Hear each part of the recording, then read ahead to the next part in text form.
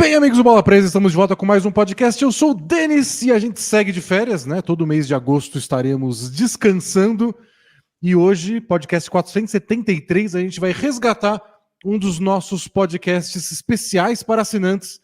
Então, antes de mais nada, entre lá em bolapresa.com.br/assine e aí você pode apoiar o Bola Presa por 14 ou 20 reais mensais.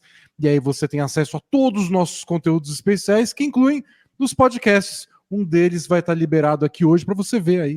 Se você gostar, se você quiser mais, é mais ou menos assim que funciona.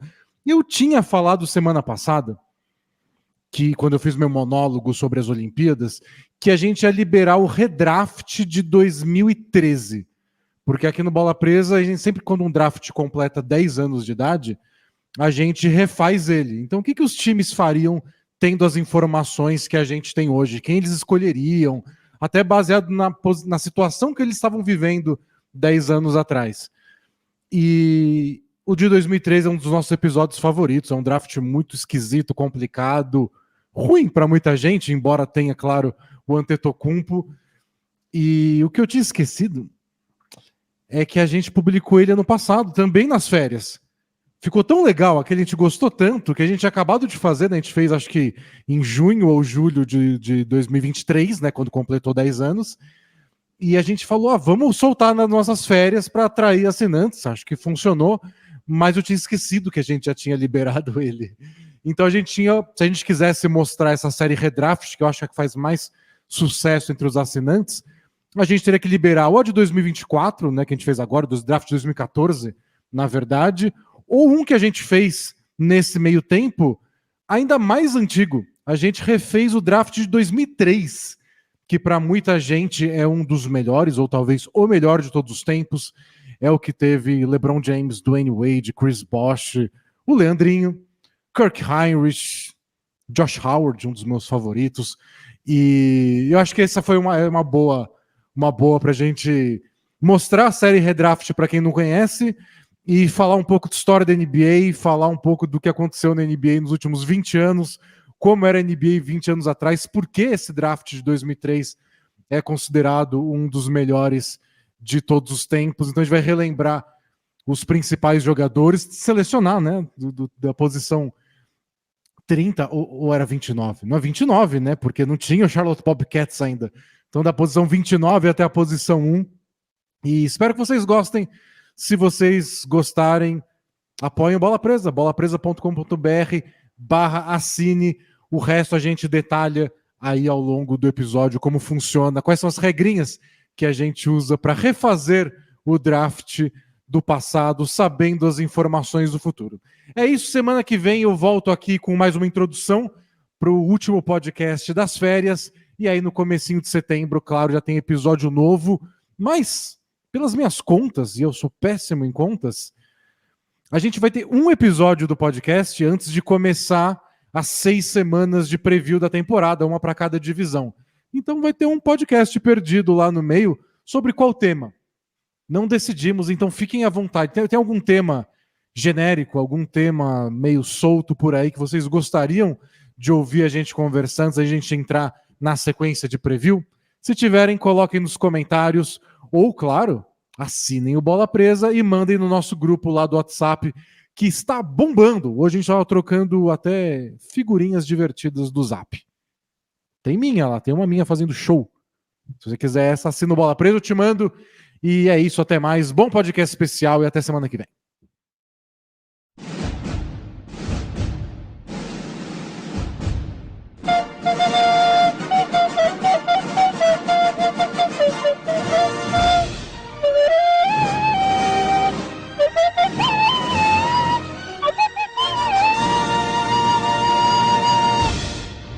Bem, amigos assinantes do Bola Presa, estamos de volta com mais um podcast especial. Eu sou o Denis. E eu sou o Danilo. Seu podcast especial número 65, para a gente cumprir uma promessa de longa data.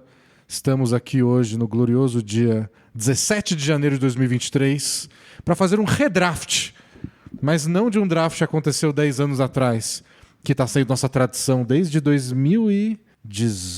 18 ou 19? Acho que é isso. Que a gente começou a fazer sempre a refazer o draft de 10 anos atrás. Aí todo ano a gente faz de 10 anos atrás, mas a gente prometeu que a gente ia fazer também o de alguns drafts mais famosos, mais antigos que isso. Então por que não começar com um dos drafts mais famosos de todos os tempos? O draft do maravilhoso, inesquecível ano de 2003, que trouxe à NBA uma série de jogadores que estarão no Hall da Fama. É o famoso draft que levou o LeBron James para o Cleveland Cavaliers, Dwayne Wade para o Miami Heat, Chris Bosh para o Toronto Raptors, Carmelo Anthony para o Denver Nuggets. É um draft histórico e a gente resolveu refazê-lo, revisitá-lo com as nossas regras de sempre. Não é uma lista de melhores jogadores. Isso, nós não estamos listando quem são os melhores ou quem achamos que são os melhores. A ideia é uma viagem no tempo. Como seriam esses times, como seriam essas franquias se em 2003 eles tivessem recebido um viajante temporal que avisaria para eles como os jogadores serão, como eles serão, que lesões sofrerão. E aí os times podem pegar essas informações aí do viajante temporal e resolver o que fazem com ela. Do tipo, será que a gente consegue mudar a história desse atleta? Será que com a gente esse jogador vai se lesionar? Mas a ideia é draftar em 2003 para os times de 2003 com informações sobre o futuro. Isso, essa é a brincadeira. Então, às vezes, um jogador que a gente considera melhor fica para depois, porque o outro que hoje parece pior poderia ter sido melhor se tivesse draftado pelo aquele time. Isso, e estamos levando em consideração, claro, as necessidades de cada time, como era o elenco de cada time naquele momento, o que eles precisavam, e sabendo se no futuro eles vão ser campeões em breve ou não, e eles, claro, esses times teriam a possibilidade de levar isso em consideração, caso existissem viajantes no tempo, óbvio. Talvez existam.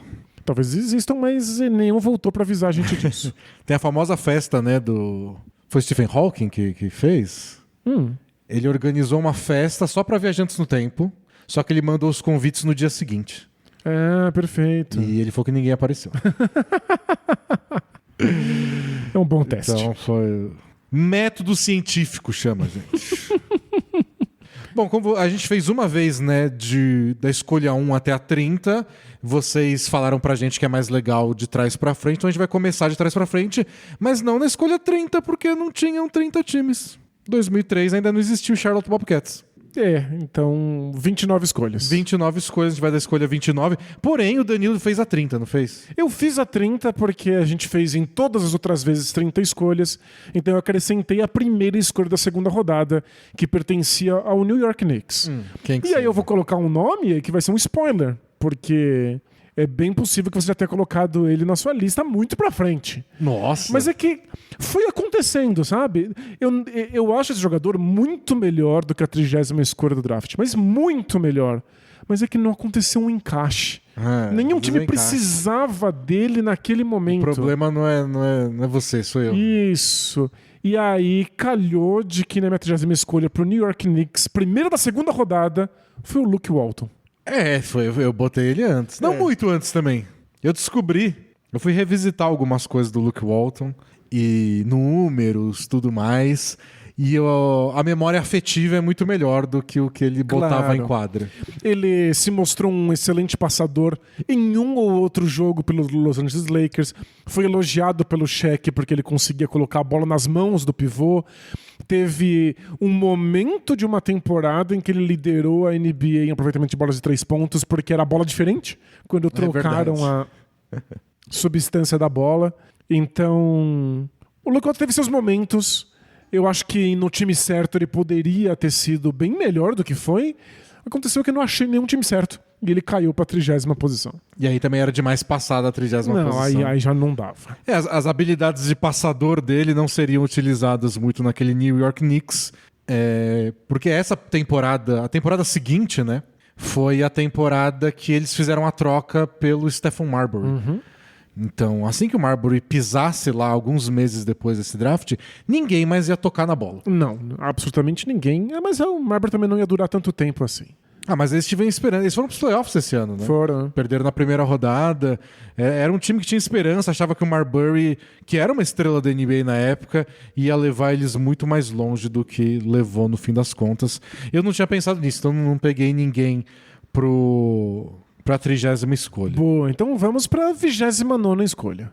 29ª escolha do Dallas Mavericks, que, na vida real, acertou um home run e selecionou Josh Howard. Esses eles acertaram na mostra. Josh Howard jogava muito, virou titular rapidinho, foi um dos grandes nomes do Dallas Mavericks nas temporadas seguintes, até quando eles foram na final da NBA em 2006, o Josh Howard foi um dos principais jogadores. O Josh Howard era um bom jogador ofensivo, mas também muito bom na defesa individual. Foi aí um achado, e é óbvio que no nosso redraft ele não está disponível na 29ª escolha para o Dallas Mavericks. Então eu pensei em outra coisa aqui. Eles vão ser campeões depois com o Tyson Chandler de pivô. Isso, lá em 2011. Eles tinham muita necessidade de um bom pivô defensivo, de um pivô forte que conseguisse trancar o garrafão. Eu dei para eles o Zaza Pachulia. Não parece? Não parece que dá? Dá. Eles usavam tanto o Shaw Bradley, que era um pivô que era só gigantesco e tinha tantas dificuldades de defender. O Zaza Pachulia talvez fosse aquele brigador de concreto que eles precisavam tanto e que foram conseguir no Tyson Chandler. E talvez mais do que isso, Danilo. Porque foi na temporada seguinte. Então vai ter esse ano, draft 2003, vai ter temporada 2003, 2004. Na outra temporada é quando eles não renovam o contrato do Steve Nash, porque o Mark Cuban, dono do time, que ainda era mais palpiteiro do que é hoje, tinha certeza que eles precisavam de um pivô. E que era isso que faltava, e eles investiram uma grana pesada para a época no Eric Dampier. É verdade. Se o Zaza Pachulia faz um trabalho decente, ele fica com o Zaza Pachulia, que tem contrato de novato, e mantém o Steve Nash no Dallas Mavericks. Eu não tinha pensado nisso. Eu pensei agora, e cogitando isso, eu acho que eles deveriam ter pegado qualquer pivô. Isso. Qualquer um que desse o mínimo de chance deles Segurarem o Nash. de segurarem o Nash. Você não deu um pivô pra eles? Não, mas eu queria ter dado. Porque eles precisavam, fazia parte essa era a época que o Don Nelson ainda era técnico lá. E eles jogavam com o time mais baixo, arremessava de 3. E pensando nas bolas de 3, eu dei pra eles o James Jones. Que era um bom arremessador de 3, fez história como escudeiro de LeBron James. Era um bom defensor também. E comigo foi tipo o Luke Walton. Eu achava que ele ia sair mais cedo quando eu comecei a fazer a lista. Mas, tipo, o James Jones também não era assim. Esse time não arremessava tanto de 3, ele ia ficar no banco. Foi passando, chegou na última escolha e falou: o Dallas arremessava de 3. Faz sentido. No Dallas ele ia ter pelo menos a liberdade de mostrar a sua principal característica. Era um bom jogador. Acabou ficando mais famoso do que era bom de verdade, porque durou muito, porque se tornou um líder, porque criou essa relação próxima com o LeBron James. Mas de verdade, assim, não era tão bom pra ir tão mais cedo, na minha opinião. Não tá na sua lista. Eu vou te dizer que o James Jones não estaria disponível pro Mavericks, porque saiu muito antes na minha lista, e eu já vim preparado pra te convencer disso. Tudo bem, eu aceito. Então vamos lá. No mundo real, quem o Mavericks escolheu? O Josh Howard, a gente comentou. É verdade. Então, James Jones pra mim, Zaza Pachulia pra você. Perfeito. 28ª posição, o San Antonio Spurs tinha escolha e selecionaram um certo Leandro Barbosa, depois trocado pro Phoenix Suns, mas eu pensei no Spurs aqui. Perfeito, eu também. Que era o dono da escolha. A gente sempre leva em consideração que se o time tem informações privilegiadas do futuro, ele vai querer segurar esse jogador. Ele não vai ter informações privilegiadas e mandar o cara pra outra equipe, né? Eu fiquei entre dois nomes. O Spurs dessa época era conhecido por ser um dos primeiros times a investir pesado em jogadores estrangeiros e desenvolver eles. Eu pensei no Zaza Pachulia. Olha só. Mas eu pensei em outro nome que eu queria que fosse a escolha, mas não sei se eu teria coragem.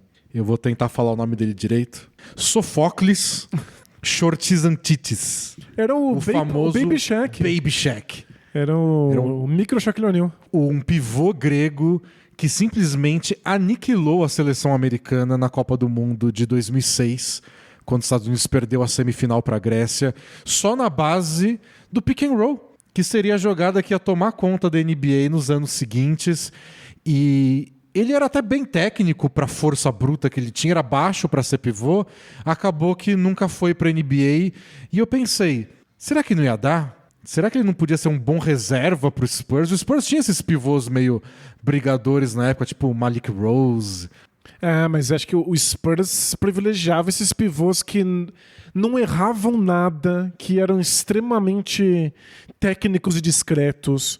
Eu acho que não daria pra usar assim o Baby Shaq. Especialmente por conta da defesa. Oficialmente minha escolha é o Pachulia, mas eu queria que eles dessem uma chance para eu saber o que aconteceria. Boa. Porque esse a gente veio do futuro, mas não tem a resposta. Porque ninguém apostou no Baby Shaq. Ninguém apostou. Mas a NBA não estava pronta para um pivô tão baixo que supostamente tinha problemas defensivos. Mas ele era fascinante de ver jogar. Eu queria ver o Spurs tentar ele, mas acho que o Pachulia tinha mais sentido, de cometer menos erros, de passar a bola. E até de ser uma boa personalidade, né? O Spurs sempre teve jogadores interessantes. Bom, pro Spurs eu escolhi um 3&D. Um jogador que arremessasse bola de 3 pontos e defendesse. Era uma coisa que o Spurs valorizava muito nessa época de Tim Duncan, Tony Parker e Manu Ginobili. Achei que, olhando esse jogador, ele é a cara do Spurs. É o Keith Bogans. Faz sentido. Ele ia ser, sei lá, o reserva do Bruce Bowen, eventualmente. Ele parece muito Bruce Bowen, inclusive, em estilo de jogo. Achei que tinha a cara demais do Spurs pro Spurs recusar. Faz todo sentido. Ele vai aparecer na sua lista? Vai, em breve. Boa. Na 27ª escolha, o Memphis Grizzlies selecionou o Kendrick Perkins. Obviamente não ficou no Memphis Grizzlies. Não. E vocês conhecem o Kendrick Perkins, campeão com o Boston Celtics em 2008. Depois foi ser o adulto do Oklahoma City Thunder, que foi para a final de 2012. E para o Memphis Grizzlies eu escolhi Keith Bogans. É mesmo? Faz algum sentido. Eu tô uma escolha de diferença. Você escolheu o Pachulia, eu escolhi uma Pachulia um ano antes. Faz sentido porque esse Grizzlies era um time de defesa forte e que absolutamente ninguém conseguia arremessar ou pontuar. Esse era o time que tinha acabado de draftar o Paul Gasol no draft de 2001. Então, dois anos depois, o Gasol era estrela, tinha já o Jason Williams. Era um time que a gente gostava muito, mas que era ainda bem burocrático e que alguns anos depois ia melhorar um pouco quando chega o Mike Miller. E eu falei, tem a identidade defensiva, tem as bolas de 3, não resolve grande coisa porque é a 27ª escolha, né? Claro. Mas eu acho que ele faria parte daquele Memphis Grizzlies tranquilamente. Mas sabe que eu fui espiar e o Grizzlies, depois dessa escolha de draft, o cestinha deles era o Paul Gasol com 17 pontos. Essa era o tamanho da carência do time em pontuar. Era o Gasol com 17, o James Posey 13, Bonzi Wells 12, aí o Mike Miller que chegou na temporada seguinte, 11, e depois o Jason Williams, o famoso J. Will, com 10,9, então 11 também. Eles deslancharam tanto quando o Mike Miller finalmente desabrochou que eu considerei dar pra ele simplesmente um arremessador e ver se o time pegava no tranco mais cedo. E é por isso que eu dei pra eles na 27ª escolha, Jason Capono. Dos melhores arremessadores de 3 puros que a gente viu na época dele. Ganhou pelo menos 2 vezes, não foi? O campeonato de 3 pontos do fim de semana das estrelas. Ele não era muito bom, ele não era talvez nem um jogador de basquete. Mas arremessar a bola de 3 pontos ele sabia e talvez desafogasse o ataque do Grizzlies. Eu acho que talvez defensivamente o Ruby Brown, ainda hoje comentarista, não sei se ia dar muita chance pra ele. Porque não defendia nada. Mas que eles precisavam de uma bolinha de 3, ou se precisavam. Vamos para a 25ª escolha? 26ª? A 26ª, desculpa. Do Minnesota Timberwolves, que no draft da vida real pegou o Ndudi Ebi, que nunca vingou. Nunca, nada. Quem que você pegou pro Wolves? Wolves que nessa próxima temporada iria chegar na final de conferência. A gente tá prestes a começar a melhor temporada da história do Minnesota Timberwolves. Pois é, e que não vai durar muito, e depois o Latrell Sprewell ia degringolar, Eles iam trocar o Sam Cassell pelo Marco Jaric. E não tinha nada na 26ª escolha que tornasse o Wolves uma potência, que consertasse problemas. Eu só tentei pensar num jogador que cumprisse mais ou menos as características do Sprewell, para eles não dependerem tanto dele e talvez durar mais uns anos aí. E a única coisa meramente similar era o Carlos Delfino. Ele carregava a bola, ele sabia puxar um pick and roll, era um arremessador digno e jogava com vontade, o que era uma coisa que o Wolves admirava porque o Garnett exigia isso dos seus companheiros. Eu acho uma ótima escolha e por isso mesmo eu botei o Delfino... Muito antes? Não muito, mas consideravelmente antes. Eu era bem fã do Delfino, embora a carreira dele da NBA não seja tão longa assim. Se você for ver, ele teve, sei lá, umas 4 temporadas muito boas, não embalou logo de cara, mas os anos dele bons no próprio Detroit, que draftou ele, me empolgaram um pouco mais. Mas acho que ajudaria bastante o Wolves, sim. E seria uma boa pro futuro próximo deles, pós-Sprewell. Boa. Quem que você escolheu pra eles? Eu fiquei lembrando do jogo que a gente fez pros assinantes, que era aquele jogo 7 contra o Kings, quando eles ganharam a semifinal de conferência para ir para a final de conferência contra o Lakers, o quanto eles tinham pouca opção no garrafão. E o Garnett não tinha reserva, não tinha parceiro de garrafão, e como aquele jogo teve placar baixo, e eu falei, será que eles não podiam ter alguém de garrafão, de posição, assim, ala de força, pivô, e que ajudasse eles a pontuar? E eu pensei no Matt Bonner. Uau! Arremessador de 3 pontos, especialista que fez carreira no Spurs, só alguém para receber as bolinhas lá e jogar para cima. Faz muito sentido. Não sei se ia jogar muito, mas... por que não? Por que não? O Matt Bonner não estava disponível para mim. Como o Jason Capono, ele também foi desse tipo que era muito bom arremessando, mas fazia mais. E ainda mais numa época que não se valorizava tanto bola de 3. Era a vida complicada para esses caras. Muito. É engraçado que, mesmo com informações privilegiadas, a gente tem que lembrar qual era o estado da NBA naquele momento. O que os times valorizavam ou não. Tem jogadores espetaculares aí que a gente vai ver que não vingaram na época, não por causa do time, mas por causa da época. E foi difícil, porque eu posso avisar eles do futuro, mas... era um futuro que ia demorar um pouquinho ainda também, né? Então não é que nos próximos 2 anos... Não, tinha time ainda que ia demorar para começar a valorizar arremessador de 3 pontos. Então eu fiquei nessa dúvida. Mas o Wolves, nossa senhora... Era tipo, o Oluokandi tinha média de 6 pontos por jogo. O Gary Trent, o pai do jogador do Raptors, média de 5 pontos por jogo. O Mark Madsen, que jogou bastante naquele jogo contra o Kings que a gente transmitiu, 3 pontos por jogo. Eram essas opções do Wolves pro banco de reservas, assim, de posição 4 e 5. Foi o Matt Bonner faz a média de pontos do Mark Madsen em um arremesso. É verdade, perfeito. Nem que ele jogue... um arremesso só. Nem que ele jogue 10 minutos por jogo, já ajudaria. Você tem razão, faz muito sentido. Foi o que eu consegui aí pra eles. Boa. Na 25ª posição, o Detroit Pistons, que ia ser campeão da NBA nessa temporada. Eles draftaram o Carlos Delfino. Na vida real que a gente acabou, o argentino Carlos Delfino. Sucessor de Manu Ginóbili, é o que diziam na época. E usaram pouquíssimo, e eu acho que essa é a questão desse Pistons. Era um time tão pronto, mas tão pronto, que foi campeão. E calhou de ter 2 escolhas de draft na primeira rodada desse ano. A famosa segunda escolha, quando eles pegaram o Darko Milicic, e a 25ª, quando eles pegaram o Delfino. E isso deixou... A gente vai falar mais disso na segunda escolha, tenho certeza. Mas foi difícil escolher pro Pistons. É claro, porque você está escolhendo para um time campeão. E aí você tem que fazer essa imaginação de o que eles colocariam em quadra que ajudaria, mas que não atrapalharia aí a dinâmica que eles conseguiram construir. E tem outra coisa, que é o time que começou a temporada não é o time campeão.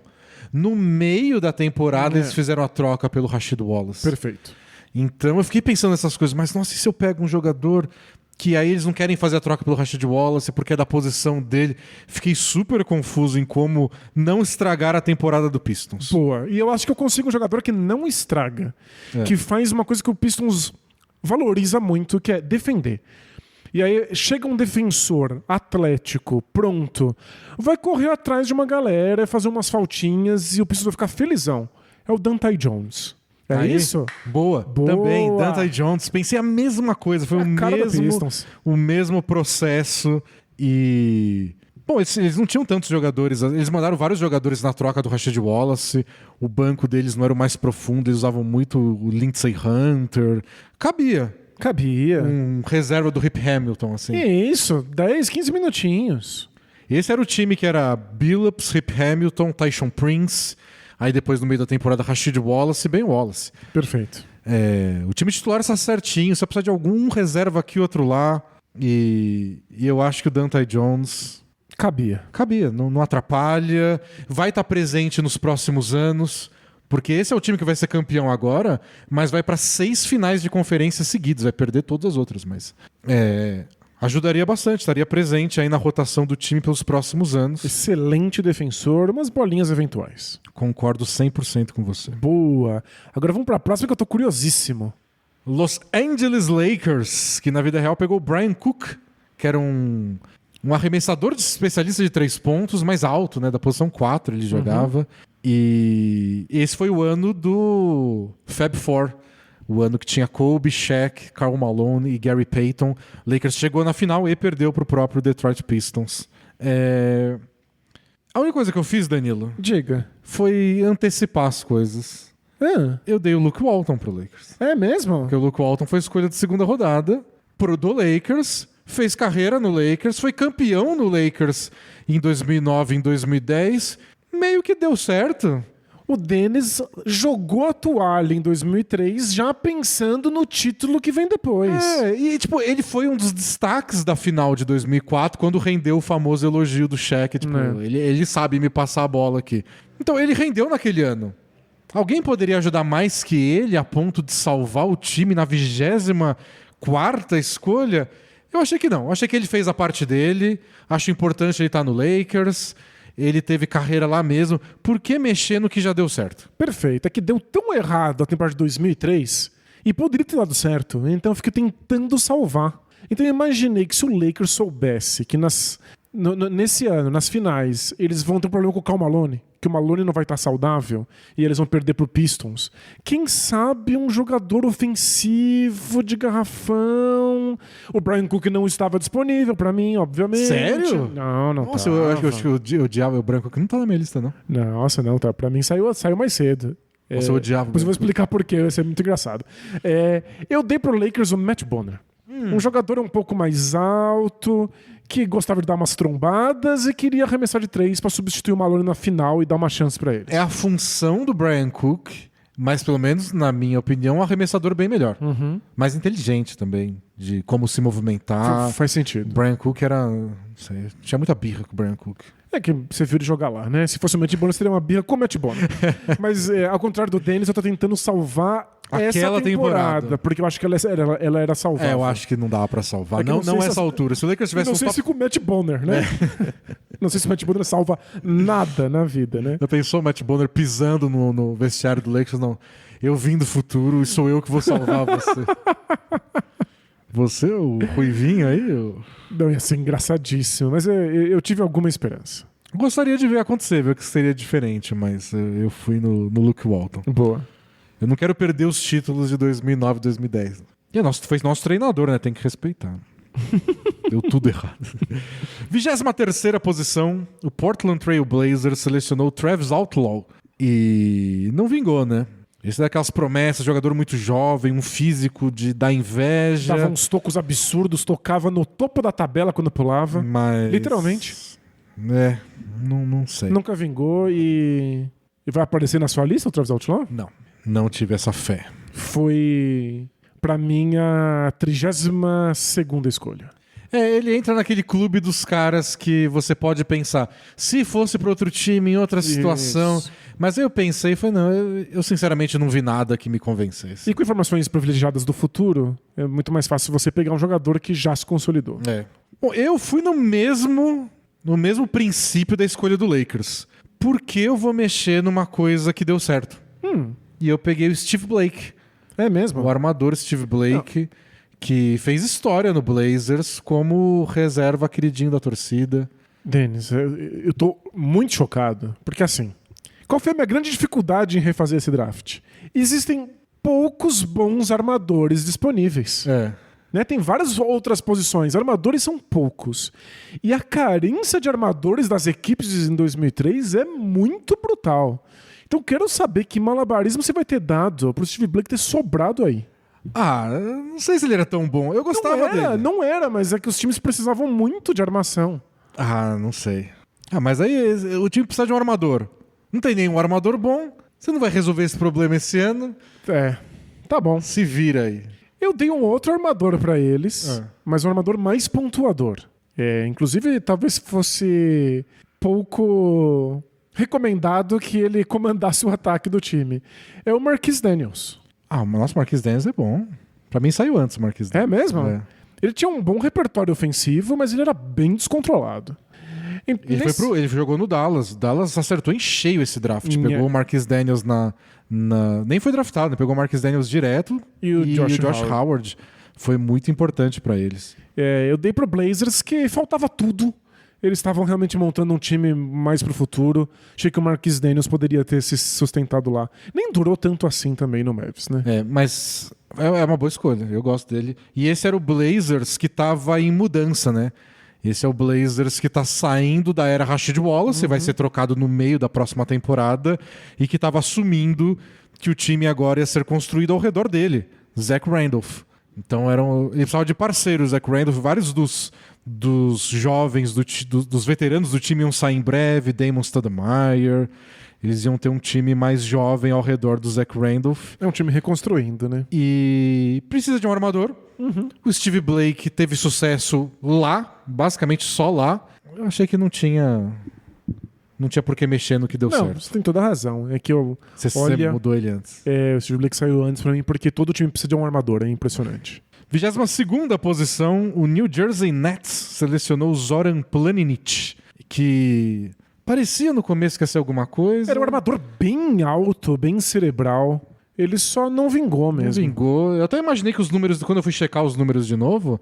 Você achou que ele ia ser pior? Achei que ia ser melhor, achei que ele tinha médias maiores, mas foi bem ridículo, assim. Tanto que ele acabou não entrando no meu top 30. Não entrou no meu também. E esse é o New Jersey Nets que foi pra final no ano 2000 e... Foi em 2001. 2002, 2003. E agora vai começar a leve decadência deles. Então o que a gente deveria aqui é tentar prevenir isso. Como é que o Nets, que daqui a pouco vai ter Vince Carter e tudo mais, pode continuar no topo do leste e não começar essa decadência. Não sei se dava pra salvar, essa foi a minha conclusão. Acho que salvar não dá, mas eu tentei dar uma ajudinha. Porque eles foram atrás do Vince Carter justamente porque eles precisavam de um arremessador. Foi o começo da transição do Vince Carter de ser um cara que enterrava pra ser um cara que chutava mais do perímetro. Mas ainda assim, fazia falta jogadores atléticos que conseguissem correr a quadra pro Jason Kidd comandar. Sim, ele gostava de puxar contra-ataque. Não tem ninguém com esse perfil que o Nets fosse salivar. Mas o Willie Green cabia e eu acho que o Nets se beneficiaria de ter ele no elenco. E se eu te dissesse, pra ser igual aqueles da ESPN, assim, se eu te dissesse que eu esqueci do Willie Green? É mesmo? Esqueci completamente do Willie Green. Olha só. Mas acho que pra você ver que tipo de carreira o Willie Green teve, né? Ele é um ótimo técnico agora. Mas o Willie Green foi daquele, se você vê uma vez ou outra, acho que esse cara vai estourar, hein? Quando ele tiver uma chance. Nunca aconteceu. Olha... Mas ele tinha um perfil que eu acho que o Nets precisava naquele momento e que levou eles a buscar o Vince Carter. Se eu tivesse lembrado do Willie Green, tô vendo aqui, foi a 41ª escolha do draft. Eu acho que eu botaria nessa faixa. Ele teve... foi no Sixers a melhor temporada dele, com 12 pontos por jogo, mas em geral foi cara de 7, 8 pontos. Faz sentido. Eu pensei também em cara de perímetro, em cara de arremesso, e aí eu botei o Jason Kapono. Faz sentido. Claro. Eu achei que com o Jason Kidd lá, ele ia ser encontrado o tempo todo. Era uma época que se arremessava menos de 3, mas que se alguém ia achar ele sempre livre, ia ser o Jason Kidd, ia dar um desafogo, especialmente o ataque de meia quadra deles, que era mais sofrido. Perfeito. Faz muito sentido. Acho que o Capô não faz sentido, mas acho que o Willie Green eu botaria por aí também, se eu lembrasse dele. Boa. Acho que na minha pesquisa eu tive um derrame. Acho que o Willie Green era mais rápido que o Capô, um pouco mais completo. Ele sabia mais jogar com a bola na mão, né? Acho que ajudaria.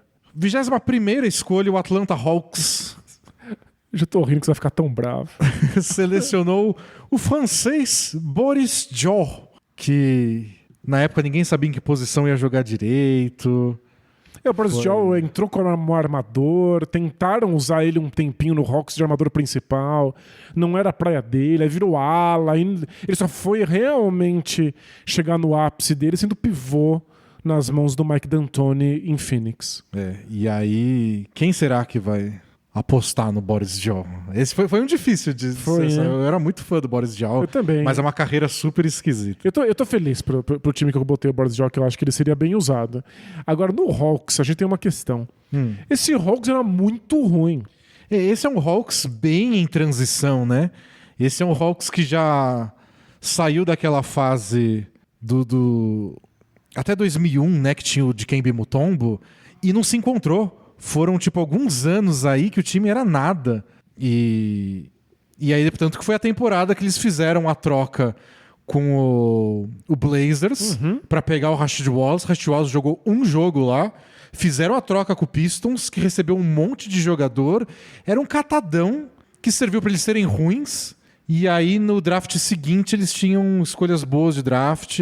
E aí a gente começou a ver a nova era do Hawks, que foi o Josh Smith, Josh Childress, Marvin Williams, né? Que eles pegaram antes do Chris Paul. Né? Que dolorido. Mas esse time era nada. Era um catadão. Pra gente ter ideia, o Bob Shura tava nesse time. Veio na troca do Pistons lá. E chegou a ter jogos consecutivos de triple-double. Porque eles deram total carta branca pra qualquer um fazer. E aí Sabe quantos jogadores jogaram no Hawks essa temporada? 23. E não tinha D-League, não tinha contrato two-way, não tinha 15. Não. É porque eles fizeram tanta troca, mexeram tanto de um lado pro outro, que não era nada.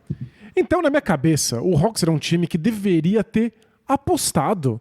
Essa era uma temporada de transição. Eu acho que eles não estavam ainda nessa mentalidade quando o draft aconteceu. Mas eles deveriam ter encarado como: vamos arriscar, vamos tentar uma coisa nova, vai que explode. Esse era o time perfeito, está preparado?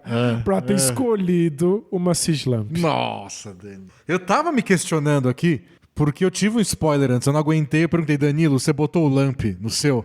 E o Danilo falou: coloquei. Putz, eu não botei não. E aí a gente fez a escolha 30, 29, 28, foi... Cadê o Lamp? Que otimismo é esse?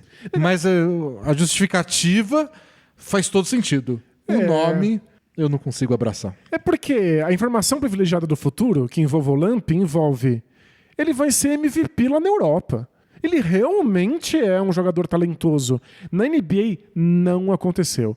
Lembrando que surgiram dúvidas sobre contrato, sobre lesões. Ele foi caindo, ele era esperado para ser uma escolha de lottery. Ele tava naquele green room, né, que eles chamam. Ele foi convidado para ir lá e receber o bonezinho e apertar a mão do commissioner. Mas ninguém escolheu. Ele foi ser a primeira escolha da segunda rodada, foi parar no Knicks. O Knicks nunca usou. E sabe por que não usou? Por que ele não ganhou minutos? Porque ele era uma escolha de segunda rodada. Você não tem aquela obrigação, não. Né? Se você gasta uma escolha 21, você vai ter que dar minutos para ele. E como o Hawks era um time muito confuso, precisava de qualquer apoio, eles dariam minutos pro Lamp. E eu acho que aí o Lamp teria tido as oportunidades para virar um jogador da NBA. Se uma estrela, não tem como saber. Mas a gente merecia ter visto algum time tentar o Lamp. Ele foi MVP na Rússia, eu tô vendo agora. Foi campeão da Copa da Rússia, foi campeão do Campeonato Espanhol, entrou no time da Eurocup em 2011. Ruim não era. Ruim não era, mas não sei. Vai que com minutos, apoio, incentivo, num time que deixou o Bob Shura parecer uma estrela, vai que ele se tornaria alguma coisa especial lá. Eu só olhei pra esse caos que era o Hawks e falei: bom, o armador nunca atrapalha, né? E aí eu dei pra eles Luke Ridnour. Não é possível. Ele não era tão bom assim. Não era, mas é que a falta de armadores é muito brutal.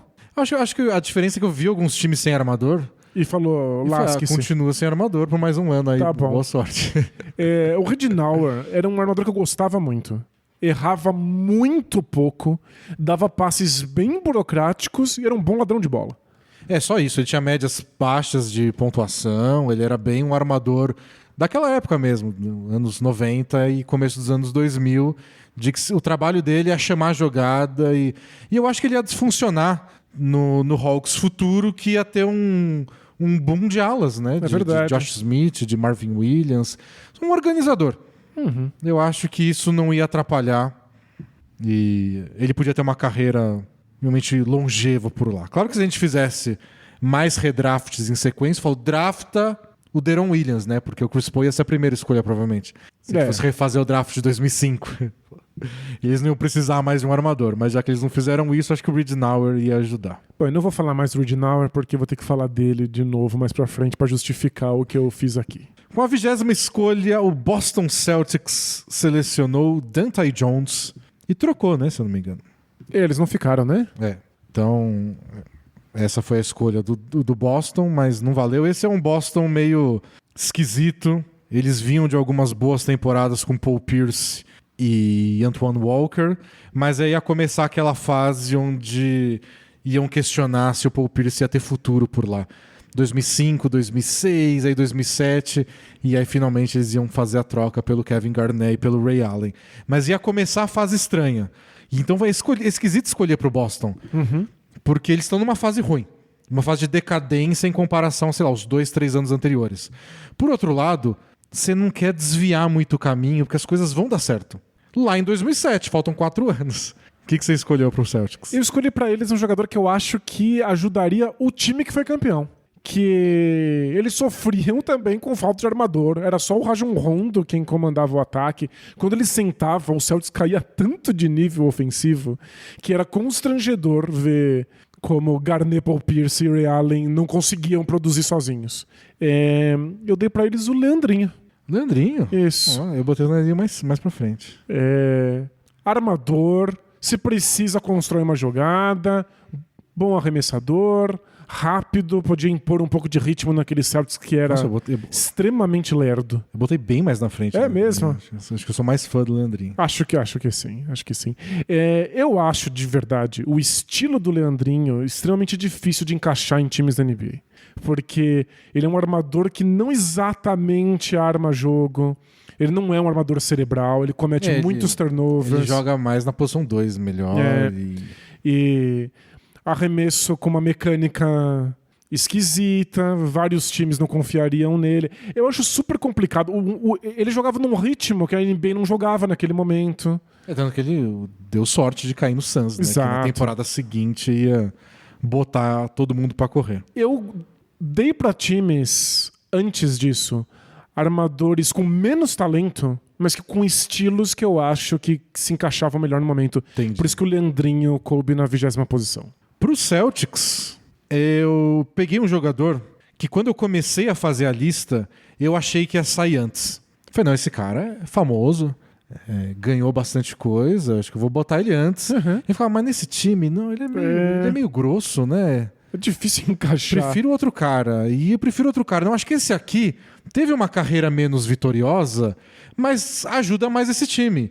E quando eu fui ver, ele estava na 20ª escolha, que é o Kendrick Perkins. Eu acho que eu só não consegui superar que ele é tipo meio brutamonte. E teve um time que soube usar ele? Teve. O Boston Celtics. Exato. Então, então você não colocou ele no Celtics? Eu coloquei, é isso que você colocou na 20ª escolha, claro. do Celtics. Óbvio. Então eu repeti, eu botei o Luke Walton no Lakers, o Steve Blake no Blazers e o Perkins no Celtics. Perfeito. Eu roubei um pouco. Então, que eu vou dar spoiler. Por que eu fiquei chocado agora? Primeiro que eu esqueci que a 20ª escolha era do Celtics. Mas depois é porque eu também coloquei o Kendrick Perkins no Celtics. Mas não nessa escolha. Não foi na 20ª escolha. Não foi na 20ª escolha. É um time que soube desenvolver ele. Ele entrou muito jovem, né? Ele entrou direto do... Foi um caso raríssimo. Ele veio direto do high school, né? Do ensino médio. Mas não porque ele era... Um gênio habilidoso. É porque ele era fisicamente gigantesco. Ele era muito adulto fisicamente. E aí o Celtics soube trabalhar ele e virar aquele marcador de pivôs que na época era importante, né? Marcador de jogadores que jogam de costas pra cesta, que quase todo time da NBA naquele tempo tinha. E os outros times eu só fui descartando. Parecia que nem o time precisava do Perkins. E eu achei que o Celtics deu tão certo com ele, mas tão certo, que eles não iriam correr o risco de não tê-lo. Pode ser. Por isso, eu coloquei eles na escolha anterior que o Celtics vai ter. Vamos chegar lá em breve. 19ª escolha, o Utah Jazz selecionou o Sasha Pavlovic, que acho que é mais famoso pra todo mundo pela época que ele jogou no Cavs, né? Parceiro do LeBron, especialista em bolas de 3, mas não tanto assim. Até fui lá checar. Falei, não, com esses números. Não era bom bastante. O Pavlovic não entrou no meu top 30, no top 29. Pra mim, ele é a escolha 31, o Pavlovic. E quem que o Utah Jazz pegou aí pra você? Então, o Jazz também tava numa fase, porque eles tinham acabado de ter a aposentadoria do John Stockton e a saída do Karl Malone pro Lakers. Isso. Então era um time no vazio. Era um time reconstruindo, mas era um time muito interessante, que muito em breve iria se apoiar inteiramente no Andrei Kirilenko. Isso. Na temporada seguinte, eles iam contratar o Carlos Boozer, que estava no Cavs, e depois, em 2005, eles vão draftar o Deron Williams, e aí já era um timaço. Deron Williams, Boozer, Kirilenko, Mehmet Okur ia chegar como free agent do Pistons. E aí eu pensei, eles não tinham nem armador nem pivô nesse momento.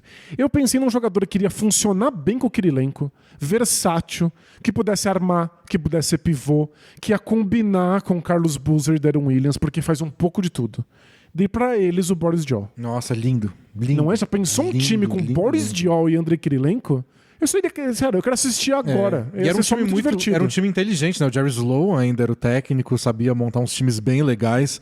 Eu queria ver isso acontecer. Não sobrou o Boris Diaw. O Boris Diaw foi mim. pego antes. Mas se sobrasse, nossa, perfeito. E pra quem foi... Vai chegar. Eu coloquei pro Jazz o Carlos Delfino. Faz sentido também. Era uma posição que eles acabaram ficando com menos jogadores, né? Eles usavam bastante o Rajabel nos anos seguintes, que era um jogador bem mais defensivo, né? E o Rajabel, que nunca foi um armador a vida inteira, teve que armar o jogo nesse Jazz até o Deron Williams chegar. Eu acho que o Carlos Delfino era uma boa alternativa para jogar aí na posição 2. Perfeito. Ia ter um tempo aí livre para até o Deron Williams chegar e virar um time de verdade. Não tira espaço do Boozer, não tira espaço do Mehmet Okur. Acho que é uma posição que nos próximos anos ele ia ajudar. E é um bom reserva também, caso eles quisessem escolher começar com o Rajabel de titular. Perfeito. Com a 18ª posição, o New Orleans Hornets, na época, selecionou o David West. E se saíram muito bem com essa escolha. Perfeito, hein? Pena que a gente sabe do futuro, o David West não sobra na 18ª posição. Não sobra, e aí o nível de dó que dá olhar para esse Hornets, nada que eles possam pegar vai substituir o David West. Esses são os times que mais sofrem, né? É tipo o Dallas que pegou o Josh Howard. E aí eu não sei se na tentativa de remediar ou se por pura crueldade eu dei para eles um cover horroroso de David West. E aí é por isso... O Dennis tá fazendo uma cara de enterro. Tô com medo. Porque ele acha que ele já percebeu o que tá acontecendo. Eu mandei pra eles o Brian Cook. Não. Eu odeio o Chris Paul. Chris Paul vai chegar e o parceiro dele de pick and pop vai ser o Brian Cook. Vai que com esse tipo de ajuda, com Chris Paul, muitíssimos minutos, ele não vira algo ligeiramente próximo do David West. Esse Hornets ainda é o Hornets do Baron Davis, então, de qualquer forma, é o time do armador. Vai ser o Baron Davis, depois o Chris Paul. O David Wesley, né, o famoso orelhudinho, era o parceiro dele. E o Jamal Magloire, né, tava começando a grande fase da carreira dele. Esse era o time. Difícil, né? É difícil. Mas eu tentei manter o Hornets mais parecido com o que foi, porque apesar de não ter ido a lugar nenhum, o David West foi uma escolha extremamente bem sucedida sim. O time era legal. Eu peguei um jogador que eu gosto muito e que se você falar, não, ele não entrou no meu top 30, eu respeito. Tá bom. Mas eu gostava demais dele, que é o Michael Pietrus. O ala francês, famoso pelo tempo dele de Orlando Magic, quando ele marcou o LeBron James naquela série de playoff, final do leste. Eu acho que ele era muito, muito bom defensor. E no ataque era, sei lá, tinha dias que não valia. Mas sei lá, o ataque tinha o Baron Davis aí, depois ia chegar o Chris Paul.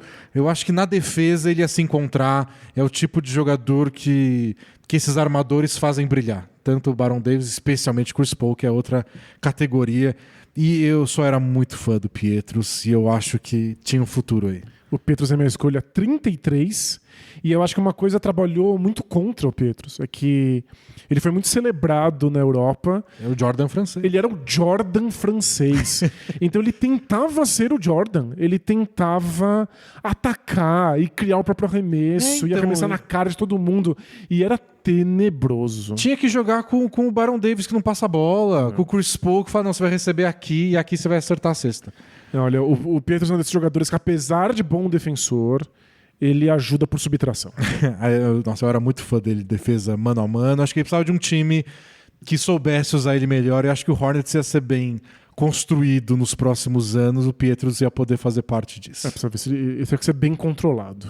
Com a 17ª escolha, o Phoenix Suns selecionou o Zarko Chabarkapa. E não vingou como não. o chupa-cabra aí, não deu certo. Quem que você pegou pro Phoenix Suns? Que em breve, Danilo, vai virar aquele Phoenix Suns. Eu dei um substituto do Chabarkapa, só que muito melhor, que é o Nick Collinson. O Nick Collinson sobrou até aí? Sobrou. Então... o teu não sobrou, né? Meu não sobrou. O Nick Collinson é um limpador de lixo profissional. Erra pouquíssimo, pega muito rebote, brigador, nunca foi muito alto, mas nunca sentiu falta. Nossa, faria muito mais sentido no Hornets, né? Você pegou uma escolha antes, se tivesse sobrado pro seu Hornets. Teria sido ótimo.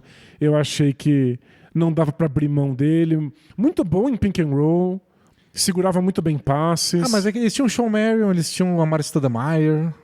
Mas precisava de um reserva. É o que dá pra escolher nesse draft. Eu peguei um reserva também, pensando nos próximos anos deles aí. Nessa temporada já estavam prestes a trocar o Stephon Marbury e eu acho que eles precisam de um armador reserva, Danilo.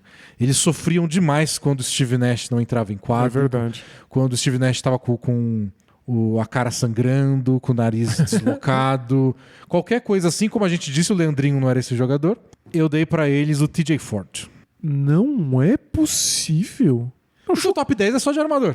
Eu tô chocado com como você subestima os armadores desse draft. O TJ Ford, eu era muito fã do TJ Ford. Ele era um baixinho, bem baixinho pra quem não acompanhou, bem magricelinho, muito rápido. Muito. E driblador, foi um dos grandes jogadores universitários naquele ano. E mais do que isso, eu achava a visão de jogo dele impecável. Imagina ele jogando com Mike D'Antoni. Não, ia ser incrível.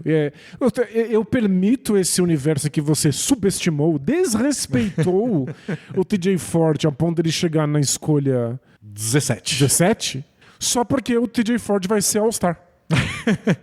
Legal. É que eu acho que os outros times na frente, eles iam olhar e falar: o TJ Ford perdeu toda a segunda temporada dele por uma lesão na coluna. Então, mas nunca foi exatamente o mesmo depois, embora tenha tido boas temporadas. É que aí vem a nossa questão aí de informar o futuro. O que eu ia dizer para um time é, jogando pelo Bucks, onde ele foi draftado, ele tomou uma pancada no ar, caiu de um jeito muito esquisito e aí lesionou a coluna e nunca mais foi o mesmo. Não é que ele tenha um problema na coluna. Foi uma pancada que não vai acontecer se ele for draftado em qualquer outro time.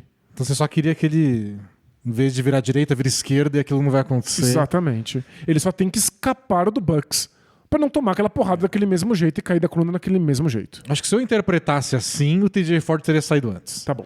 Eu considerei que a carreira dele foi mais curta que o normal, que ele perdeu um ano por uma lesão grave e que o Suns podia olhar e falar, a gente precisa ser bom daqui até 2009, perfeito, sei lá, 2010 no máximo. Então, acho que o Suns toparia essa, o Nash toparia essa, e foi minha escolha, mas eu entendo, eu era muito fã dele. Não, TJ Ford é All-Star no Suns, fiquei feliz. E essa eu sei, 16ª escolha também do Boston Celtics, que naquele ano pegou o Troy Bell, e então é aí que você pegou o Kendrick Perkins. Isso. Inclusive o Troy Bell também não está na minha lista. Não está na minha lista também. Eu dei pra eles o Marquis Daniels. Legal. Eu achei que o Paul Pierce, naquela época, ele tinha que carregar muito o ataque do Celtics nas costas e o Marquis Daniels ia ser um bom parceiro para ele de só fazer pontos. Mas, Denis, Posição 2, posição 3 e... Faz muito sentido, mas pensa nesse cenário. O Celtics pega o Marquise Daniels na escolha 16, e aí o Hornets pega o Kendrick Perkins na 18. E aí não sobra o Perkins na 20 pro Celtics pegar. Você não acha que coloca o título deles em risco? Até pode ser, mas quando eu tava fazendo, eu olhei pro Hornets e falei, vocês têm o Magloire, por que eles vão pegar o Kendrick Perkins? Né? Deixa. Entendi. Eu fui passando com o Perkins, aí eu vi que ele sobrou na 20ª. Entendi. Mas eu entendo que as coisas deram tão certo com o Perkins depois. Tem que pegar. Mas eu achei que o Marquise Daniels podia ajudar. Podia não ficar depois, pra ter sido mandado pro Wolves na troca do Garnett. Mas isso quer dizer que o Celtics seguraria outro jogador. Porque ele só mandou jogadores legais na troca do Garnett. É verdade. Então tudo bem.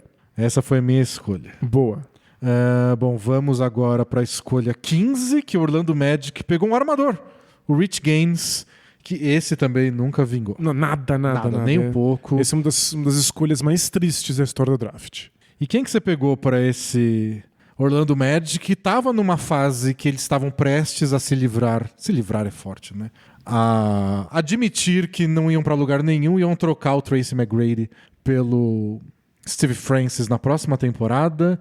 E aí eles iam ser um time ridículo, iam ter a primeira escolha do draft. Em 2004, eles iam pegar o Dwight Howard na primeira escolha. Então, eu peguei um jogador que dificilmente mudaria a realidade, mas talvez, se ele fizesse uma dupla com uma grade muito incrível, talvez o McGrady até ficasse. Mas eu achei que ele ia ser um jogador importante pro Magic do futuro. Um jogador sólido que você vai admitir que qualquer timinho consegue usar. Que é o Steve Blake. Eu gosto do Steve Blake, mas Já pensou o Steve Blake armando o jogo pro McGrady finalizar? Ao invés do McGrady ter que fazer tudo sozinho, como ele fazia nesse Magic. É que eu acho que o que o McGrady precisava de gente que botasse a bola na cesta. E o Steve Blake, ele ia armar o jogo pra ele, pro McGrady. Mas depois ia armar o jogo pro Dwight Howard também. Que esse precisava de um armador, de verdade. Isso precisava. Pensando nisso, eu dei um armador pra eles, mas eu pensei mais na parte da pontuação, porque o Dwight Howard também ele demorou pra começar a fazer 20 pontos por jogo. O T-Mac, se fosse pra ficar, ia ser com alguém que pontuasse bem. E eu peguei um jogador que eu acho agora que você pegou, sei lá, em quinto. Porque ele é um armador, que é o Mo Williams.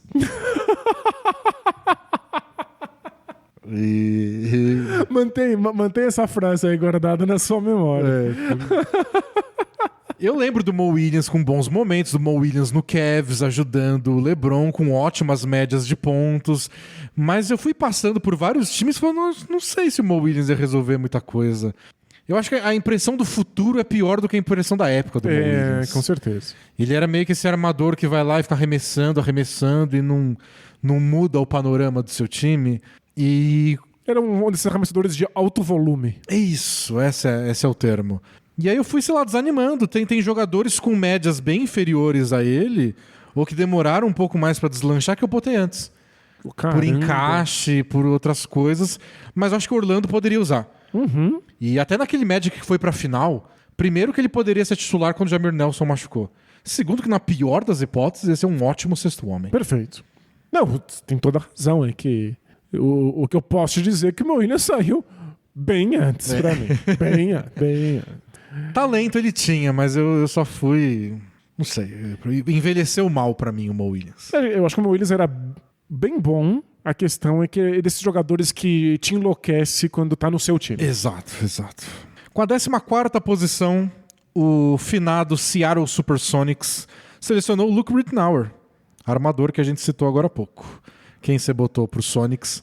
O Sonics é um caso incrível aqui, porque seria o único time da NBA nesse momento que entenderia quando o viajante no tempo avisasse eles que as bolas de 3 pontos vão ser importantes. Eu sei, eu tenho o Ray Allen, eu tenho o Rashard Lewis. Isso. E talvez se eles soubessem do futuro desses jogadores e de como as coisas vão ser lá pra frente, eles levassem isso ao extremo. Eu tornei eles um time de 2023 em 2003. Eu dei pra eles, na 14ª escolha, o James Jones. Ah, por isso que você botou... Nossa, foi a minha 29ª escolha. Exato, pra mim a 14ª. E eu anotei aqui pra mim, aqui. Eles vão entender. Eles vão entender o James Jones. Então, faz sentido. Vai rolar. Eu desvalorizei um pouco o James Jones porque eu acho que ele ia ser um reserva. Ele iria ser em qualquer time. Não no Seattle Supersonics. Pro Sonics, eu coloquei um jogador que eu pensei mais em como eles pensavam naquela época, que o time era Ray Allen, Rashard Lewis e Brutamontes. É verdade. E eu falei, eu tenho um Brutamonte pra te oferecer que, trabalhado do jeito certo, pode ser um pouquinho mais que um Brutamonte. Darko Milicic. Olha só, muito legal. O famoso flop da posição que foi escolhido na segunda posição na vida real. Eu pensei em colocar mais alto naquele pique do não, se o time certo pegar, se derem chance pra ele desde o começo, se ele não virar um depressivo logo de cara. Mas aí eu olhei, foram tipo 11 anos na NBA e nunca vingou de verdade. Não, ele teve bons momentos. Teve alguns bons momentos no Orlando Magic. No Wolves ele teve um momento que ele era um excelente defensor. Eu acho que o que atrapalhou a carreira do Darko Milicic foi o começo. E eu acho que é difícil julgar. Porque ele ficou de castigo no Detroit Pistons. Isso. E mexeu muito com ele, segundo Mexeu ele muito mesmo. com ele. Eu acho que em qualquer outro time que colocasse ele de titular, ele teria tido uma carreira muito diferente. Então, certamente faria sentido pro Sonics pegar. Eu só coloquei ele bem antes também. Eu pensei em colocar ele antes nessa esperança de que com um começo melhor a gente teria visto mais frequência dos melhores momentos. Mas como ele teve chances em outros lugares, eu acabei falando, eu vou mais julgar pelo que eu vi, e eu acho que ele cairia para a posição 14. E o Sonics ia usar no futuro próximo, o Reggie Evans, que era um cara que mal sabia jogar basquete. Ele pegava rebote. Ele pegava rebote um corpo que pegava rebote. E pegava o corpo dos outros também. Distribuía uns cotovelos. Então eu acho que eles poderiam usar o Darko nesse formato. Tipo, a gente tem uma boa defesa, você vai ajudar a gente com isso. E aos poucos ele ia receber a bola, a gente ia descobrir se ele ia ter chance para se desenvolver. Perfeito. Mas os times da frente eu não tive coragem. Boa. Eu achei que cabia em outros times. O Darko tinha muito potencial. Ele era bem melhor do que a gente percebeu na época. Eu gosto muito dele. 13ª posição, o Memphis Grizzlies selecionou o armador Marcus Banks, que acabou indo pro Celtics, né? Acho que foi essa troca que envolveu o Troy Bell, que a gente citou, mas a escolha 13 era do Memphis Grizzlies. Lembra que a gente conversou que o cestinha do Grizzlies fazia 17 pontos. Eles eram um time muito focado na defesa. Dei pra eles um jogador que resolve as duas questões. É o Josh Howard. Na 13, o Josh Howard? É.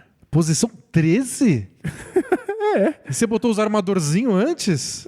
Nossa, eu estou indignado. Indignado.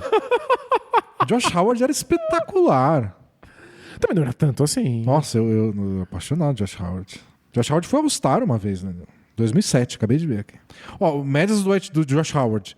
15 pontos em 2006, 19 em 2007. Ele chegou a ter uma temporada 19. 19,9 em 2008, 18 em 2009. E aí depois ele caiu de repente, assim. De repente ele fazia 8 pontos por jogo e sumiu da NBA. É que ele era um jogador que defendia muito bem, conseguia pontuar, não carregava a bola, não criava jogada pros outros. Era um jogador bem limitado, mas fazia bem isso. Tá aí perto do top 10, tá excelente. Pra mim, ele tá... A gente vai brigar aqui. Os armadorzinhos na frente dele. Eu dei pro Memphis Grizzlies Boris Diaw. Eu acho que o Hubie Brown... Você tem razão. Um time de passadores, com o Jason Williams, com o Paul Gasol.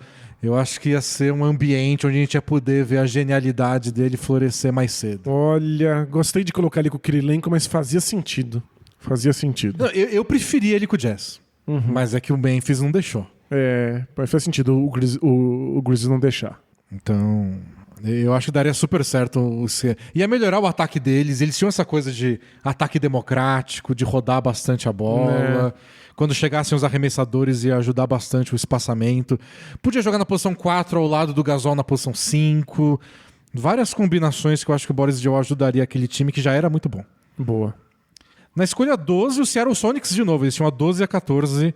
E eles pegaram o Nick Collison, que virou o senhor Sonics, depois o senhor Thunder. Ele passou a vida inteira lá, uma longuíssima carreira. E por isso mesmo... Você deu o Nick Collison pra eles? Eu dei o Nick Collison pra eles. Você não quis roubar o Nick Collison deles. Não quis a história. A identidade do Oklahoma City Thunder é o Nick Collison. Eu acho que eles não abririam mão disso. Tá. O papel de liderança que ele teve com o Durant, com o Westbrook, com o James Harden, ele é o Udonis Haslem deles. Faz sentido. E eu falei, acho que eles vão achar isso mais importante do que caras tipo Boris Diaw, Darko, que podia ajudar durante uns anos. Eu acho que o legado do Nick Collison era muito grande. Acho que eles pararam na primeira escolha. Eles tinham a 12 e a 14, a gente pega na 12.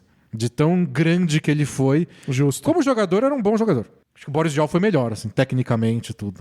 Mas acho que o Sonics / Thunder não abririam mão disso. Boa, faz sentido.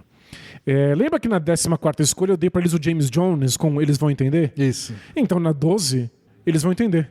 O Kyle Korver. O Kyle Korver Eles vão ter 5 arremessadores. Obviamente o Kyle Korver, como arremessador, é melhor do que uma 12ª escolha. Sei lá, dá pra colocar facilmente ele nos 6 primeiros. A questão é, nenhum time ia usar. A ponto de que nenhum time usou na época em que ele chegou e ele já era um arremessador de elite. Então, muito difícil o Sonics entenderia. Então, Kyle Korver, James Jones, Ray Allen, Rashard Lewis. Nossa. Que time de 2023 em 2003. Meu Deus, eles arremessam mais de 10 bolas de 3 no jogo. Ia ser isso que ia acontecer. Ia ser o time que ia fazer a revolução estatística antes das estatísticas. Ia ser uma revolução tão grande que o Sonics nunca ia sair de Seattle. É verdade. Não, ia ser incrível. E é isso, Kyle Korver, espetacular como arremessador. A NBA não estava pronta pra ele, de verdade. Eu botei mais cedo, mas pensei nisso. Quero ver se o time que você pôs vai usar ele. O Sonics, eles vão entender. Eu criei uma historinha legal. Não sei se. Boa. Não sei se ia rolar de verdade, mas. Boa. Na 11ª escolha, o Golden State Warriors selecionou o Michael Pietrus, que eu citei mais cedo, o Jordan francês.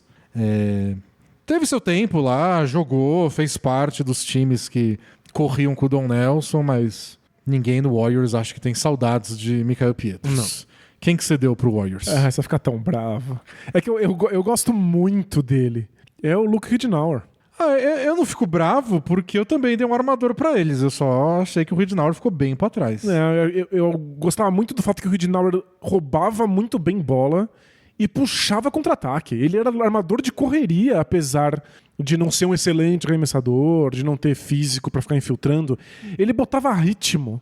Eu achava que ele ia se dar muito bem nesse Warriors, que precisava de um armador. Eles tinham acabado de perder o Gilbert Arenas na free agency pro Washington Wizards. Eles tinham ainda lá o Jason Richardson, mas não tinha um armador, por isso que eu também pensei nisso. E eles vão jogar na modo correria dentro de pouquíssimo tempo.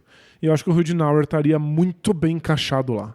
Eu dei pra eles José Calderon, que não é correria, mas também não é lentidão, e eu acho que quando você cercar ele de arremessadores, quando chegar o Stephen Jackson, essa galera, eu acho que o Calderon vai organizar tudo de um jeito bem legal. Perfeito. E sou muito fã do Calderon. Acho que é tudo que o Warriors precisava de um pouco de ordem nesse time. O time era muito caótico e o Calderon é bom justamente nisso, de organizar um ataque. Eu também teria colocado o Calderon aí se ele tivesse sobrado. Não, mas top 10 tem que ter 10 armadores e o LeBron James, acho que é isso. 10ª escolha, o Washington Wizards selecionou na vida real Jarvis Hayes, que eu não botei na minha lista e não vingou mesmo. Era o Wizards que tinha acabado de, como eu acabei de falar, pegar o Gilbert Arenas para eles. Ia começar uma boa fase na vida do Wizards, depois com o Anton Jameson, etc, eventualmente. Eles usaram por um tempo o Kwame Brown. Depois iam trocar o Kwame Brown pro Lakers em troca do Caron Butler, que foi o grande parceiro do Gilbert Arenas. Era uma fase que o Wizards ia começar a se engraçar. Boa. Eu dei pra eles um jogador pra substituir o Kwame Brown. Inclusive, tem a mesma vibe do Kwame Brown, que é o Darko Milicic. O Darko. Nossa, você troca o Kwame Brown pelo Darko. Pelo Darko, muito engraçado, né? Mas é que eu acho que o Darko seria um excelente defensor pra esse Wizards, e ele tinha algum talento ofensivo. Ele tinha, inclusive, muito mais talento ofensivo do que o Kwame Brown, que nunca conseguiu desenvolver isso na NBA. Eu acho que o Darko cairia bem, e o mais importante, seria titular no primeiro minuto, teria muitos minutos para se desenvolver. E ao contrário do Kwame Brown, teria o Michael Jordan na orelha dele xingando. Isso, não teve o Michael Jordan destruiu o começo de carreira do Kwame Brown. O Darko teria o Gilbert Arenas, que era o parceiro mais divertido e alegre do mundo. Eu achei que era um ambiente bem legal pro Darko se desenvolver. Eu dei um pivô pra eles também. Boa. Pivô, o garrafão não era a parte forte desse time. Depois ele ia ter o Brandon Haywood, tinha o Kwame Brown. Eu dei pra eles o Chris Kaman, pivô que o Clippers draftou e que demorou um pouco pra embalar, mas eu acho que era um bom jogador, ofensivamente especialmente. Eu acho que ele era um ótimo jogador. Eu posso dar uma desculpa ou eu posso só admitir que eu esqueci do Chris Kaman. Ah, meu Deus. Eu fui descendo o Chris Kaman porque muito lesionado, né? Ele tinha lesões nos 2 joelhos e eventualmente eu só esqueci que ele existia. Ele não entrou na minha lista. Desculpa. Então... mas por onde você colocaria ele? Top 10 ainda? Ele foi a 6ª escolha no draft real. De jeito nenhum. Eu acho que porque ele teve uma carreira inteira sobrecarregada de lesões, teria que descer bastante. Mas talvez desse pra pegar lá na escolha 16 em vez do Perkins, não pode. Acho que talvez o Hornets em vez de pegar o Brian Cook, vai. Ele jogou 82 jogos na temporada de estreia dele, então todos. Aí 63 no segundo, 78, 75, aí 56, 31 jogos em 2009. E aí depois, em 2010, ele jogou 76 jogos e foi All-Star. Foi quando ele teve 20 pontos e 10 rebotes de média. Foi o grande ano do Chris Kaman. E aí depois começaram as lesões. 32 jogos em 2011, 47 em 2012, 66 em 2013, 39 em 2014, com ótimas médias de pontos, tudo, mas... Muita lesão. Muita lesão. Vamos fingir que eu coloquei eles pro Hornets na escolha 18 e o Brian Cook não foi escolhido, porque ele não merece. Foram 18 pontos e 9 rebotes, não 20 e 10, como eu falei, o ano que ele teve o grande momento na carreira. Boa. Pro Hornets é legal, ele jogou depois, né, com o Chris Paul? Foi. Ah, não, ele foi envolvido na troca do Chris Paul. Isso, era a mesma troca. Ele foi na troca do Chris Paul, ele foi pro Hornets. Mas eu gosto, acho que o Wizards precisava de pivôs e ele era um bom jogador. Eu pensei nas lesões como algo mais pra frente, sabe? Mas você tem razão, ele não foi a carreira mais linear. Boa. E depois ele ficou famoso, claro, pelo aquele jogo que ele tava no Lakers e deitou no banco. Lembra que o Lakers não tinha reserva, todo mundo machucado, tinha tanto espaço no banco que ele deitou. Que absurdo. Que acho que é a grande cena icônica do Chris Kaman na vida. Mas o Chris Kaman era melhor do que isso. Peço perdão pelo vacilo. Na 9ª posição, o New York Knicks selecionou o Mike Sweetney. O Knicks. Eu tinha tanto carinho por ele, mas é muito engraçado. Me ajuda a te ajudar. Era um jogador completamente fora de forma, que jogava no garrafão. Tinha doce no nome. Ele jogava na base da pançada. Ele usava a pança para ganhar espaço. Ele era muito bom, ele era ambidestro. Ele conseguia finalizar com as 2 mãos perto da cesta. Mas ele nunca chegava na cesta, ele era todo destrambelhado. Ele era um trem descarrilhado. Só deu muito errado. E não tá na minha lista. Não. Nem chegou na nem sua, perto. Né? Boa. O jogador que eu peguei pro Knicks, eu acho que você não adivinharia, porque eu acho que você já esqueceu dele. Você selecionou ele há muito tempo. E eu botei em 9º, que é o senhor Leandro Barbosa. Olha só. Você é muito fã do Leandrinho, Eu acho que o Leandrinho teve uma carreira ótima, longa, era uma força ofensiva e, mais do que isso, ele nunca escondeu que ele teve uma figura paterna na NBA que ajudou muito no primeiro ano dele, que foi o Stephon Marbury. E ele teve, meia temporada com o Stephon Marbury e o Marbury foi trocado pro Knicks. Então, em vez de ter a primeira metade da temporada, ele teria a segunda metade com o Marbury. O Marbury é o cara que comprou um carro pra ele quando ele descobriu que o Leandrinho ia de bicicleta pros treinos, porque ele não tinha dinheiro pra comprar um carro. E dizem que são amigos até hoje. Eu aposto nessa parceria para ajudar o Leandrinho a desvendar a NBA. E acho que o Knicks precisava de um bom reserva. Eles tiveram anos aí com dificuldades ofensivas e era só um talento, acho que muito grande pro Knicks deixar passar, ainda mais com essa mentoria do Marbury. Excelente a sua história, mas eu vou tentar salvar o Knicks dele mesmo. Eu vou tentar impedir o Marbury de chegar. Eu vou mandar para eles na escolha o José Calderon. Eles precisavam de um armador. Vai começar os armadores. Isso. Então eles precisavam desesperadamente do armador. O Calderon colocaria ordem na casa e troca por outro atleta. Não pega o Marbury, não. O Marbury não vai dar certo. Vai causar muita bagunça nos bastidores do Knicks. O Knicks precisa de menos confusão. Eu tô tentando impedir o Knicks de trocar. Faz sentido. A informação do futuro não é o Leandrinho vai ser bom. A informação do futuro é vocês vão explodir. Isso, vocês vão virar chacota se o Marbury chegar. Na 8ª posição, o Milwaukee Bucks selecionou o TJ Ford, armador. Eles precisam muito de armador, né? Precisam de muito de armador. Muito.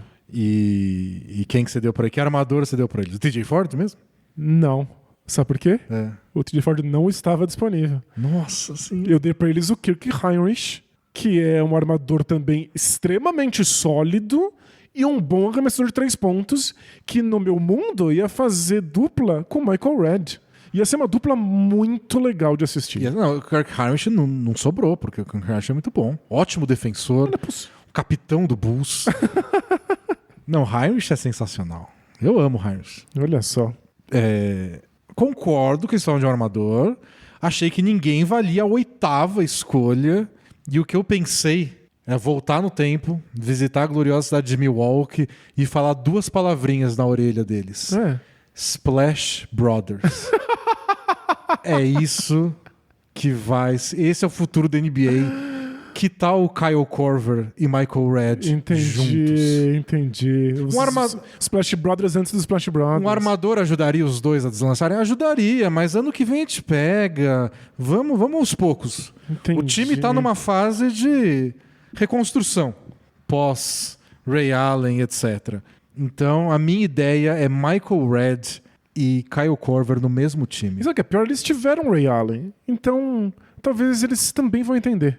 Talvez, eu não sei. Né? Esse era meu trabalho como viajante no tempo. Perfeito. Mas eu falo, esse é um dos melhores arremessadores da história da NBA. Só usa. Boa. Korver de um lado, Gostei. Redd do outro. E aí, se não funcionar, a culpa é de vocês. Eu, como viajante no tempo, fiz minha parte. Você fez só. Perfeito. Estou plenamente convencido. A historinha é boa, velho. Foi excelente. Melhor. Ia ser mais legal esse filme. o seu time de arremessadores no Sonics. O time inteiro. Tem 5 Nunca tive a arremessadores. chance. O Korver é só um arremessador bom demais. Mas ninguém ia usar. Como não usavam mesmo. O Bucks teria que comprar essa ideia, porque eles já tinham o Michael Redd. Ter um arremessador de 3 pontos já era muito. Então, com outros arremessadores eu pensei isso, mas o Korver era tão bom. Né? Afinal, alguém tem que fazer isso. Boa. Na 7ª posição, o Chicago Bulls selecionou o Kirk Heinrich. E quem você mandou pro Chicago Bulls? O Bulls não precisava de um armador sólido, de poucos erros, defensor como o Kirk Heinrich. Eles precisavam de um pontuador extremamente criativo. E aí, o que tinha disponível era o Mo Williams. Eu acho que o Mo Williams ia arremessar 50 bolas por jogo, mas talvez fosse exatamente o que esse Bulls precisava. Eles já tinham o Jamal Crawford. Você quer o Jamal Crawford e o Mo Williams juntos? É tipo, nossa, já faz... abriu um time de streetball já. Não, legal demais, não é? Nossa, não. Não, eles precisavam muito. Porque no fundo o ataque era só o Crawford. O Crawford era o cestinho do time com 17 pontos por jogo. Ele arremessava 16 bolas por partida. Péssimo, horroroso. Seguido do Ed Curry.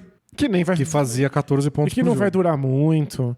Eu dei pra eles um parceiro de garrafão pro Ed Curry, que poderia jogar ao lado do Ed Curry. Se você quer acionar ele como pivô, pode acionar. Mas o Curry já tá indo embora. Se o Ed Curry for embora, ok, não atrapalha também. Tá bom. Pode ser parceiro de outro pivô jovem que vocês têm, que é o Tyson Chandler, antes dele ir embora. E, aliás, esse cara já deu certo ao lado do Tyson Chandler. David West. Caramba, eu tinha certeza que a gente ia ter os mesmos jogadores no top 5. Não aconteceu. Não, eu pensei no David West pra 5ª posição, pensei na 6ª posição, mas não me convenci tanto assim e acabou sobrando pra 7ª. Caramba. E eu acho que o Bulls pegaria felizaço. Não, felizaço, com certeza. É que eu achei que a gente ia ter um top 5 unânime. Felizacíssimo, com certeza. Não, a gente vai brigar no top 5. Vamos lá. Na 6ª posição, o Los Angeles Clippers pegou o Chris Kaman, que a gente já descreveu. O Clippers era o time que tinha o Elton Brand ainda na época, o Corey Maggette. E o Quentin Richardson. Esse time era muito legal. E eles precisavam de um armador, né? Precisavam de um armador. E aí eu dei pra eles o Kirk Heinrich. Não, eu dei pra eles o TJ Ford, que é a cara desse time. Correria total, atacar a cesta sem parar. Elton Brand no garrafão. Quem vai acionar o Elton Brand? O Kirk Heinrich. Olha, não, o TJ Ford ia fazer esse time tão mais divertido. Mas o Kirk Heinrich talvez Ah, não, divertido sim. Eu acho que o TJ Ford é mais divertido que o Kirk Heinrich. E lembra que o TJ Ford não vai tomar o mesmo tombo que ele tomou, porque agora ele está No Clippers, no Clippers. Ele vai tomar vai tomar 2 tombos no Clippers. Não acredito, eu não tinha percebido nisso, né? Eu acabei de tornar o TJ Ford paraplégico, né? Eu não tinha percebido isso. Gente, desculpa. Eu acabei de destruir a vida do TJ Ford. Nossa. É sorte no Clippers, não. Mas que ele encaixaria no estilo de jogo do time, encaixaria. Mas eles precisavam muito de um armador, de fato, e o Kirk Heinrich faria essa função. O David West não foi pro Clippers no meu, porque eles tinham o Elton Brand. Eu achei que só ia bater cabeça. Até acho o David West melhor que o Kirk Heinrich, mas acho que o Heinrich faria muito mais sentido lá. E o Elton Brand é o tipo de jogador que você fala, não, esse cara... Até a lesão do Elton Brand, ele era só fora de série. Então agora que eu tô entendendo. Acho que eu sei quem você botou na 5ª posição. Você sabe que não é possível, nossa senhora. Na 5ª posição, Miami Heat selecionou de Chicago, Illinois, Dwayne Wade. Essa aí o Heat não tem como sair ganhando. Não tem. O Heat perdeu. O Heat perdeu. Essa é a parte mais triste. A gente está simplesmente destruindo o Miami Heat. Qualquer coisa que a gente faça, qualquer lado que a gente olhe, o Heat acabou. Desmanchou. Porém, eles podem ainda brigar por alguma coisa com o Josh Howard. Imagina! Que alguém ousou botar na posição 13. É um cara que fez 20 pontos por jogo, habilidoso, rei da meia distância, bom defensor. O que o Heat quer? Defesa. Não, a gente via outros jogadores diferentes. Não, é possível. Eu nem pisquei. Pra mim, o único jogador merecedor de um top 5 que não sejam os 4 consagrados é o David West. Aceito, mas eu gosto mais de Josh Howard. Sei lá essa paixão do Dennis pelo Josh Howard. Mas o Heat não iria pra lugar nenhum, nem com o Josh Howard, nem com o David West. A gente só piorou. É só triste. Se tem um time que não gostaria de informações privilegiadas do futuro... eles tinham o Caron Butler, que tinha sido um ótimo novato... o Lamar Odom, né, que eles pegaram do Clippers nessa temporada. Legal, mas não é o Dwayne Wade. Não é. Na 4ª posição, o Toronto Raptors pegou o Chris Bosh e eu peguei Chris Bosh. E eu peguei Chris Bosh. Tá, acho que não precisa de muitos comentários, né? Não, eu até acho triste, porque embora o Bosh tenha ido muito bem no Raptors, ele vai sair em termos esquisitos, nunca conseguiram colocar o Chris Bosh como pivô como eles gostariam, gastaram 1 bilhão de escolhas importantes de draft para tentar trazer um pivô para trabalhar com o Chris Bosh. Eu acho que o Bosh não fez bem pro Toronto Raptors. Mas vai fazer o quê? Os outros jogadores não estão disponíveis e ele é só muito melhor do que o resto do draft. Ele tá muito acima do resto, assim, em outra categoria. E como você disse, o problema são as outras coisas. Você vem do futuro para falar para eles não draftarem o Bargnani. Perfeito. Nem o Bargnani, nem o Baby. Esses são os erros do Raptors. Se o Bosh não vingou lá em termos de ir longe nos playoffs, é por outras razões. Você não deixa de draftar o Chris Bosh por isso. E o mesmo vale para a 3ª posição, quando o Denver Nuggets selecionou o Carmelo Anthony e eu dei o Carmelo Anthony para eles. Eu não. Pra mim, Carmelo Anthony não estava disponível. Eu acho que esse era o grande desafio. Quem você coloca? Dwayne Wade ou Carmelo Anthony? Na 2ª escolha, pra mim a 3ª escolha pro Denver Nuggets é Dwayne Wade. E eles vão ter que fazer isso funcionar. E olha... O time era um quadro em branco, né? Podia fazer qualquer coisa. E eles construíram um time bem interessante, bem profundo nos próximos anos. André Miller eles trouxeram. O Nenê tinha sido draftado um ano antes e tinha dado muito certo. Quem mais que eles trouxeram nos anos seguintes? O Billups foi só muito depois. Mas, bom, eles foram pros playoffs logo de cara, né? Logo de cara. Não sei se o Dwayne Wade ia fazer o mesmo estrago imediatamente. Porque o Carmelo, vamos ser sinceros, só chegou mais pronto na NBA do que o Wade. Mas o fim da temporada do Wade, da temporada de novato, os últimos meses, e ele nos playoffs, né? Primeiro jogo de playoff dele, ele faz um game winner. Ele é espetacular. Mas o Carmelo foi desde o primeiro dia. Assim. O Nuggets estaria muito feliz com o Wade e acho que talvez não tão feliz quanto foi com o Carmelo. Mas é o que deu. Porque com a 2ª escolha... Ao invés de pegar Darko Milicic, o meu Detroit Pistons pegou o Carmelo Anthony simplesmente por esse motivo. É um time que vai ser campeão nesse ano. Eles precisam de um jogador que esteja completamente pronto, que funcione em qualquer lugar da quadra, com qualquer função. O Carmelo não dá pra sentar no banco, não é o Darko. Você só coloca em quadra, torna titular em qualquer posição, escolhe uma das 5 e vê a mágica acontecer. A minha questão foi que o Carmelo Anthony lá, eles trocam pelo Rashid Wallace?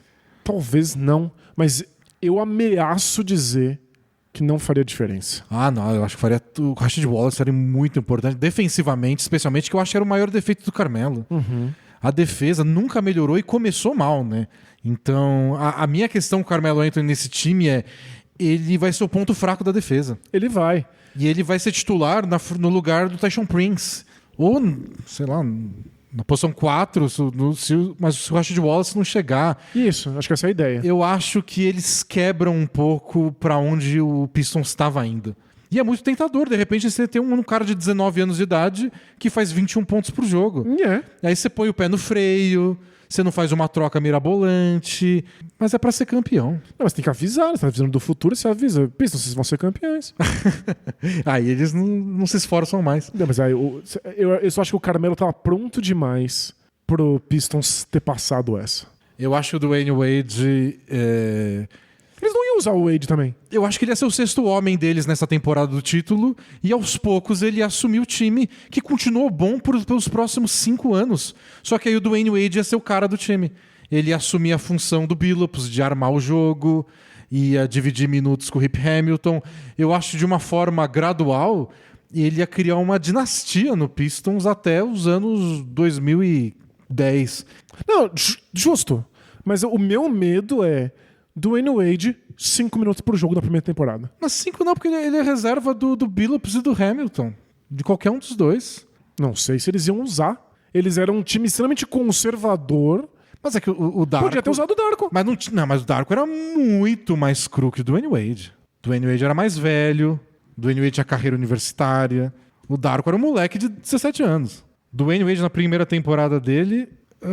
deixa eu achar... 16 pontos por jogo, não, claro. 5 assistências. Mas porque teve os minutos e a oportunidade. A gente não sabe como é que o Darko teria ido se tivesse tido os mesmos minutos que o Dwayne Wade teve.